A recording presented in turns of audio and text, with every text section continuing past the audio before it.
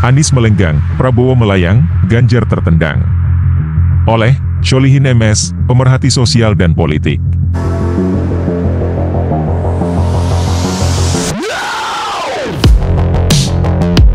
PUMA yang menolak gugatan kasasi PK Muldoko terhadap kepengurusan Partai Demokrat di bawah Ketum Agus Harimurti Yudhoyono, memberikan banyak makna dan sinyal. Pertama, upaya hukum Partai Demokrat liar yang dipimpin Muldoko telah berakhir, dengan skor 18-0 untuk kemenangan AHY. Kedua, upaya penjegalan Anies maju nyapres, untuk kesekian kalinya gagal. Ketiga, semakin mendekati tahapan pendaftaran capres di bulan Oktober 2023, laju Anies semakin mulus. Satu persatu rintangan dan ranjau-ranjau penghalang bisa diatasi. Keempat, dukungan terhadap Anies semakin tak terbendung. Sebaliknya kebencian rakyat terhadap rezim Jokowi dan istana semakin membara. Kelima, posisi partai-partai koalisi perubahan semakin solid dan kokoh.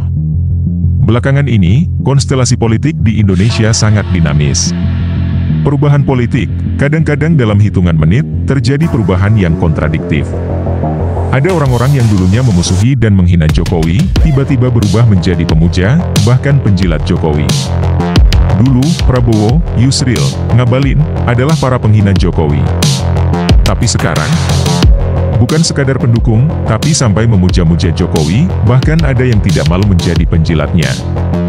Itulah realitas politik di Indonesia. Ada beberapa penyebab mengapa konstelasi politik begitu dinamis bahkan mengarah kepada ketidakpastian. Kekalutan ditambah perseteruan antara Jokowi dengan Megawati, dan Megawati dengan Prabowo yang makin panas. Semuanya karena ketidakpercayaan dan semakin hilangnya dukungan rakyat kepada mereka, karena mereka telah mengecewakan dan menzalimi rakyat. Namun, di tengah suhu politik yang makin panas dan rakyat beramai-ramai menjauhi rezim Jokowi, justru langkah Anies menuju kontestasi Pilpres 2024 semakin mulus. Seluruh skenario Jokowi untuk menjegal Anies, terus digagalkan Allah. Mulai dari upaya penundaan pemilu dan perpanjangan masa jabatan, upaya mendowngrade Anies dengan berbagai stigma negatif, radikal, intoleran, politik identitas, korupsi, gubernur gagal yang tanpa prestasi, pendukung khilafah, dan lain-lain, pengungkapan hutang Anies ke Sandiaga Uno dan janji Anies ke Prabowo untuk tidak nyapres, upaya sabotase partai-partai koalisi perubahan, mentersangkakan Menteri Nasdem, men-setting capres hanya 2 calon dan semua all Jokowismen, upaya mentersangkakan Anies melalui gelaran Formula E, menyusupkan Sandiaga Uno ke PKS, pembegalan Partai Demokrat, dan lain-lain, yang kesemuanya telah digagalkan Allah. Anies walaupun harus melalui jalan terjal, akan melenggang menuju Pilpres 2024. Dan dengan kuasa Allah dan dukungan rakyat Indonesia akan memenangkan kontestasi Pilpres 2024. Insya Allah. Prabowo sekalipun didukung penuh oleh Jokowi, akan banyak menghadapi masalah, sedangkan dukungan dari rakyat pro-Jokowi sangat tidak signifikan.